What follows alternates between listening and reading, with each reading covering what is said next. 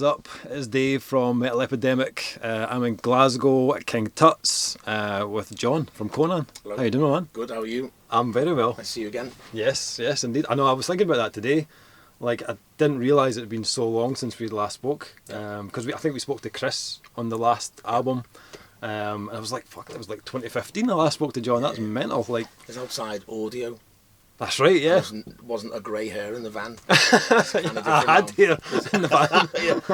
Yeah. Yeah, that's mad. Yeah. Like 9 years. But it feels like, for Duncan and I, it feels like this day has been like a long time coming, because King Tut's is like our favourite venue in Glasgow, and we've always said, like, if there's a band that we need to see in King Tut's, it's Conan. Oh, yeah. And it's like, it's finally here. You guys ever played Tut's before? No, we haven't, no.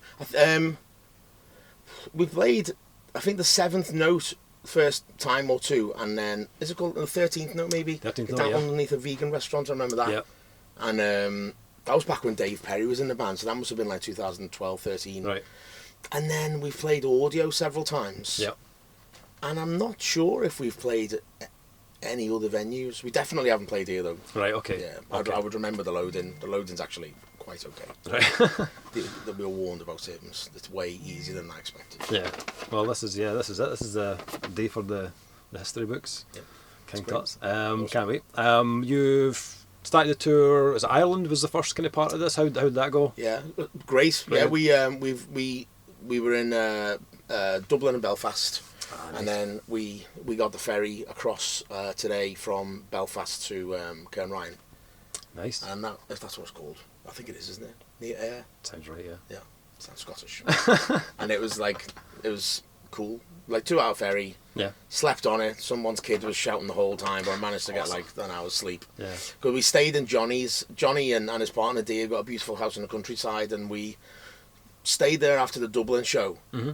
And then we drove up to Belfast, played the Belfast show, and we were like, do we get a hotel or do we just go back? And there was a few things that we had forgotten to bring with us, so we just drove back to Johnny's after the show yesterday. Right. Okay. So then we had to be up early today, so like 4 hours sleep or something. So, Right. but the shows themselves were really good. They're always good in Ireland Yeah. and Scotland, Yeah, Glasgow included obviously too. Dublin, brilliant. Belfast was like insane. Like, you know, Orange Goblin, like we're going on first, and I think we're not as upbeat or as like how can you say it? But like we always get a pit going, but like it's normally the second band's the one who really gets the party going. And Yeah. that's Yeah. been exactly it with Orange Goblin. It's been cool. So what's that like? So just two bands every night. Yeah. Do you guys get like a longer set because there's two bands, or? No, we just play 45 minutes. 45? Or 50 minutes if we start a couple of minutes early.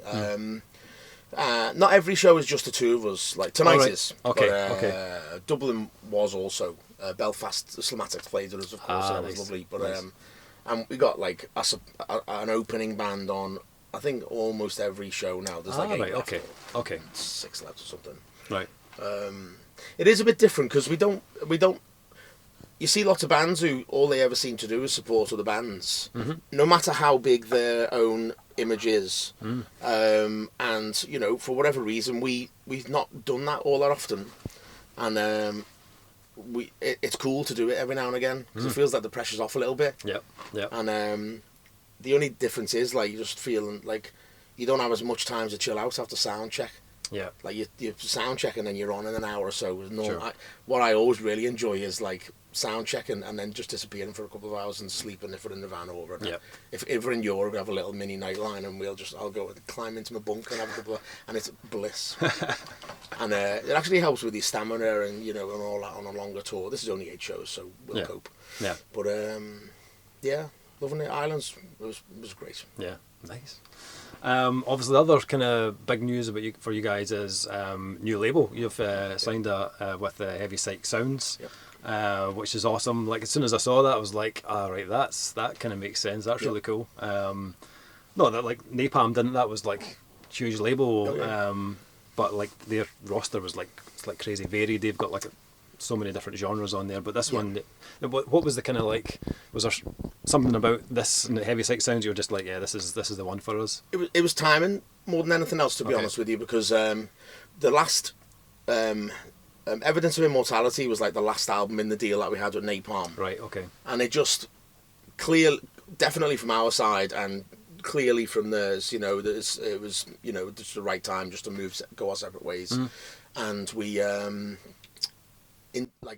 back 2019, we were just about to start recording what became Evidence of Immortality, and obviously COVID hit. And I'd been out to dinner with the main guy at Century Media, and we'd had an email from the guy at Relapse, and it was like, oh yeah, so we'll probably move to one of those labels. And then lockdown hit. We ended up releasing Evidence of Immortality in August 2022. And then it was like, oh shit, we're not on a label now. It felt weird, honestly. Yeah.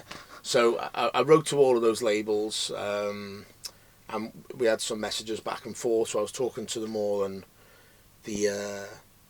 just having spoken to Gabe, it just seemed like he was more immediately into it. The idea of like, yeah, fuck it, let's do it. The others were like, oh well, and they were just, the conversations were a bit not as enthusiastic, and I'm a bit like a bird in the hand is worth two in the bush. And especially after lockdown, we were like, okay, let's just get our situation like settled. Yep. I think if we were going to be a little bit more brave about it, we could have just said, well, let's not have a label for a bit and just write an album and then shop it round, which I think is probably how we would do it if when we're in that situation again. But I spoke to Gabe. Obviously, I know the label well. Seen what bands they're on, and we've played this festivals once or twice. Yeah. And he's got a cool roster, and it's probably more in line with the sort of scene and sort of fan base that we consider ourselves more aligned with than perhaps Napalm are, as good as they are. And it just felt like the right thing to do. Felt like the right time for a change. Is it like so many album deal, or like just one, or one album with an option for the second? All right, okay. So we'll get this one done, get it released. I think it's coming out first week in May. It's not announced yet, the timing of it, or whatnot. The album name's not announced yet, but I'll tell you off there if you want to know that.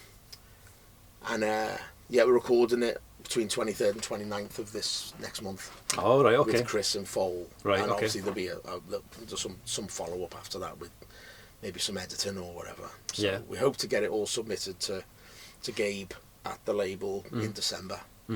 Tony's on with the artwork, as normal. Tony's doing artwork. Okay. And James Plockin will master it. The old gang. Yeah, why? If it's not broke, don't fix it. Absolutely. Yeah. So, James Plockin, Tony Roberts. We did our press photos just the other day.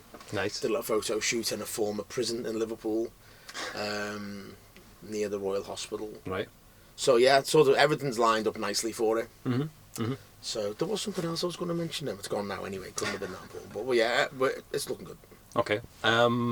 So in terms of like the material for the new album, it's all written, all kind of ready to go. Just demos next, or yeah, not written at all. We've got like lots of ideas and a few sort of loosely formed songs. Okay. We got an album name, which is what I was going to mention a minute ago. We got the album name done, so that really helps me. Like I mentioned earlier, like candy floss, like having something to hold, and then everything else sort of binds to it. I'm one of those people that's like, I can't really get that excited about writing riffs and stuff until I've got an album name, and they don't always come straight away. So more often than not, they come like beyond the point where you should really have started writing. So that's gonna add a bit of stress. So this time round, I actually came up with the album name like pretty early on, and we think it's a cool name, and since then we've got I've been reading a lot of Warhammer, so one book, but a lot of it. Yeah. So they've got about 12 album track names. Okay. So yeah. So we got more at this point than we did with the last two albums. Okay. Okay. So yeah, and also we got the best of both worlds because we got Chris producing it. And obviously we got Dave, who's joined from Fudge Tunnel on bass. Yeah. And it'll be my second time recording with him because he did the Ungraven release that we did of Somatic, so he was played bass on that too. Yeah. So yeah, we're in a good place. Okay. Looking forward to getting in the studio, which is the end of November. Okay. And in terms of the material itself, comparison-wise, is there anything kind of you've done differently with this stuff, or added to, or expanded on? Hard to say at this point. Our intention is for it to, like what we've done with the other albums, is not go too far from what we know, but add enough in there to make it interesting. Yeah. But But yeah, I mean, the riffs have got like super heavy. It's, you know, it's not gonna. I don't think we'll lose any fans with this album, but our intention is to gain some as well by being a little bit different. Okay. In a few places. Yeah. So yeah. Yeah, there's always like a few surprises with a CONAN album. The grief sequence, obviously, of the last album, that last track with the synths and stuff was really cool. Oh, yeah. Any like plans to incorporate that again, or is that just a one-off? Well, I wouldn't say it was a one-off. I mean, no like intention to do that on this new album. I mean, on that subject, the other thing that I do on Graven, the new album for that is coming out next year on Heavy Psych Sounds, and that is just drone with synth and Moog and keyboard and organ and vocoder, weird shit, and that's like nothing's been really spoken about that in the press yet. But that's me and Dave Perry who did all the synths on Grief Sequence. Yep. And of course he did the all the keyboards and bass on the split we did with Somatics. Right. That was Dave. Oh, nice. And he blew up the PA in the 13th note when he played in there, playing Old and Earth with his Moog, and it just popped the PA. And he killed one of my 215s, so, but I'm going to let him back in, see if we can pay him. He owes me a couple of quid for that, so I'll dock it from his money. Nice. In terms of like lyrics and themes and stuff like that, I know I think the last time we spoke, you'd said you did like a lot of writing on like when you're flying and stuff, like a lot of lyrical ideas and stuff to come to you. You got like a lot of stuff for this new album done already, or? I got like sort of the spine of a few ideas. I don't have the full, because the songs aren't written themselves fully yet and the structure isn't really set. Yeah. I've not got like full verses or whatever. I've just got like the odd line which feels nice to say, so they'll be like, oh yeah, I can write a riff around that, or that will go against that riff number 813 in the Dropbox folder. So yeah, I mean, just and again, like sort of like our earlier lyrics like went from like the ridiculous Battle in the Swamp, for example, like cringe every time I listen to those lyrics. But then again, some of the other, like Sea Lord, for example, is like a really valid story about, you know, like an Icelandic king returning from battle, so which I stole from a book on Vikings. So this album I want to make maybe a bit less about the real world. I'm like sort of going back to that more like completely fantasy. Yeah. Because Evidence of Immortality, there was a lot in there. I actually wrote the album, and I wrote the lyrics, almost all of them, the night just before Russia invaded Ukraine. Right. So, I mean, it's not about that war, but a lot of it was inspired by those feelings of, like, panic and nervousness and, like, insecurity about what's going to happen. And that really opened up something in me, and I was able to just write a bunch of lyrics, which I think are really good, really cool, but still make them sound like they're about the Conan universe, when actually a lot of it is sort of got one eye on that situation. And I don't really want to do that with this album. I want to just have it like completely like a Doom stoner fan's dream, without it being like a stoner album. You know what I mean? I want people to play this when they're playing, to listen to this when they're playing Quake on the computer or something. You know, going back to that, which was always my initial aim. Awesome. Just to make it a bit more. Is abstract the word? I don't know. Just make it less about the real world. Yeah. Because it was starting to. Bits and bobs from the real world was starting to creep into my like thought processes while I'm writing. Okay. I just want to get away from that just because that's fun. Yeah, for sure. So demo next, and then you're recording November, did you say? End of November, yeah. We've got a week booked in from the 23rd. A week? Okay. Yeah. I mean, that'll be a week to track drums and bits and bobs of other stuff, and then we'll probably end up adding a bit to that. Okay. Depends how well written it is by that point. Yeah. So we'll see. Okay.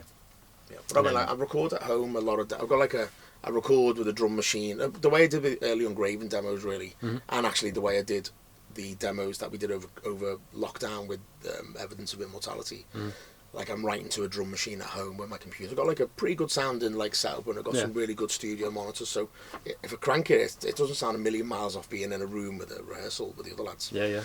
So I'm just making riffs up there, and I've got a few songs which kind of feel like songs, but like the transition from riff to chorus and blah blah blah is not as fluid as it would be if Johnny and Dave were with me. So that's the bit that's next. You've got to just sort of make it sort of, instead of it going like riff, it'll kind of like snake in between them instead of it just being like a step. You know? Yeah.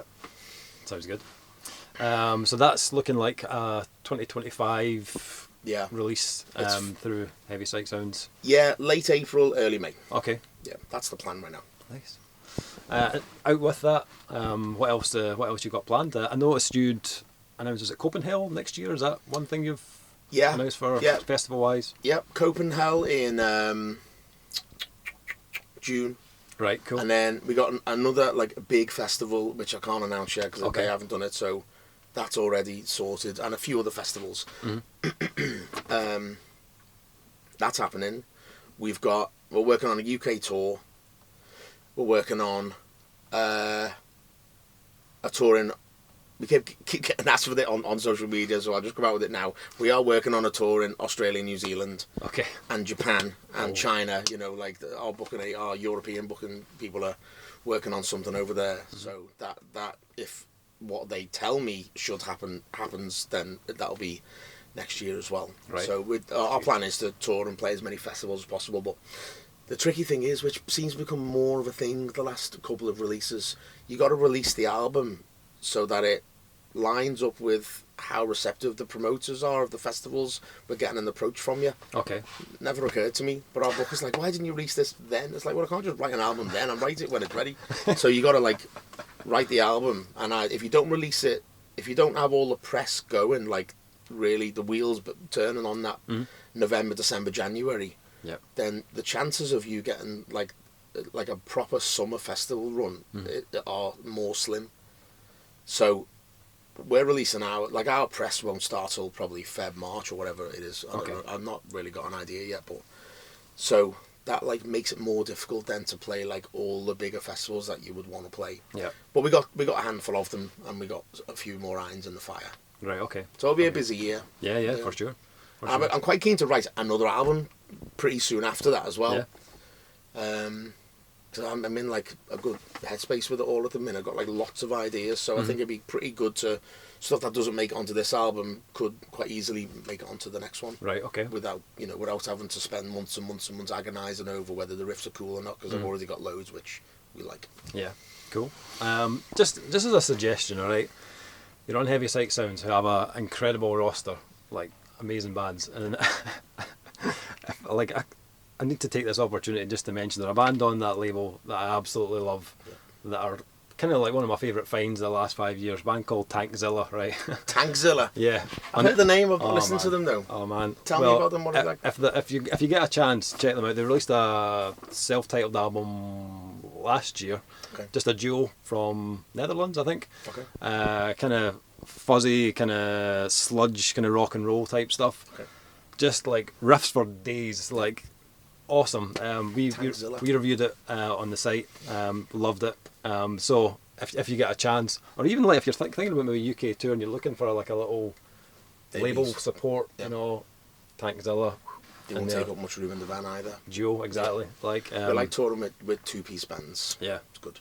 They are awesome. One to check out if you haven't. But I will check them out. Really like them. Excellent. And the Ungraven stuff, you got a release date for that? I know you were working on the album. Gabe wanted to be around about the same time as the Conan album, roundabout, which I originally was opposed to, but I can see now his reasoning. So, yeah, I don't.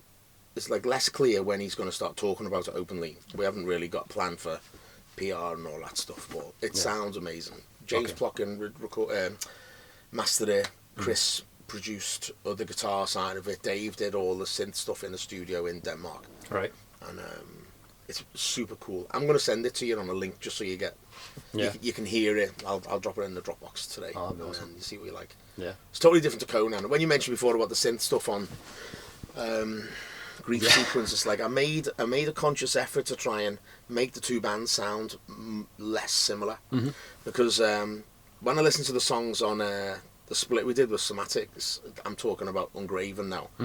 The 3 songs on there would have been cool Conan songs. Yeah. And I'm saying to the lads, we should totally play On When She Rides, and it just hasn't. We haven't done it yet, and like. Right. Yeah, I'm gutted now because obviously they would have made it onto that and would have made like we could be another half an album ahead of ourselves now because we'd have had an extra 3 songs to go somewhere, you know. But yeah, you live and learn. So I said, well, I'm never again. I'm not writing songs for Ungraven if they're gonna sound just like Conan. Yeah, yeah. And the funny thing is, like, it was me, Tyler, who played drums for Conan on one tour when Johnny wasn't available last year in the UK, and Dave Riley, who ended up being Conan anyway. Yeah. So it's just like, it couldn't be much more like Conan. You know, Conan sound and riffs, me on vocals with Dave backing me up, and then just like a three-piece. It was like and exactly the same pedal board and the same guitar. Yeah. It's like a less cool version of Mike Shite and Yob Midian, you know, like they're kind of more or less the same thing, aren't they, really? So yeah, I wanted to make, because of that, I wanted to make Ungraven, at least on this album, just like really like a bit like Sun in some ways, that like super slow, right? With synth and that over it, and also a friend of mine, sadly passed away, Christian Schmukel, and he ran a guitar and music equipment in Hamburg called Rekopelung. Right. And he was always like the guy we went to letting go and hang out with him whenever we played in Hamburg, and he had a festival there called Droneberg, and that was the first time we ever played in Germany, was with him in his festival. Right, cool. Lovely fella, like big portly sailor type with a big beard, friendly guy, friendliest guy I've ever met, apart from you two. And he's just lovely, and I found out from our mutual friend Cecile, who plays in the Moth, that he was not well in lockdown, and sadly he passed away. But in the few days leading up to that, we got chat on Facebook Messenger, and he was like, "Look, John, I can't take any of this stuff where I'm going. So do you want anything from the shop?" Right. And I was like, "Well, I don't want to just. I mean, he's got loads of cool stuff. You know, what do you say to that? Like, so I just said, well, what is there anything you want me to have?" So he listed 3 pedals, and one of them was a Sun Life pedal. Right. Which is like a distortion mixed with an octave pedal. That was done with Earthquake Devices, a company in America. Right. And I'd had a couple of their pedals before, and that particular pedal, people went crazy over them for a while. And there's a photograph of me and our European sound guy, Spiga from Switzerland, with the Life pedal in Christian's shop the last time we visited him. Right. So we're like joking like with this like ultra rare pedal, like making a picture of it. And when he mentioned that one, I said, well, I'll tell you what, I'll take that, and I promise you I'll use it. So so he posted it to me, and before it arrived, he passed away. Oh man! So I was just like incredibly sad, but like it's an incredibly thoughtful thing for him to do, and the fact that it arrived and it was called the Life pedal, and I said, well, I'm going to use this on every like Ungraven release from here. Right. So it's sort of like he's got a voice, kind of. Yeah, that's cool. Yeah. Awesome, John. Thanks so much for taking the time to chat with us. Always a pleasure. I cannot wait to see this tonight. It's been like, we've just been dying to see Conan at Tuts, so it's going to be amazing. Looking forward to playing. Soundcheck was cool, so yeah, should be a good one. Yeah, it'll be heavy as hell. Let's hope so. If my amp doesn't die, we'll see. It should be fine. Nice. Much appreciated. Thanks so much for chatting. Cheers. Cheers, guys.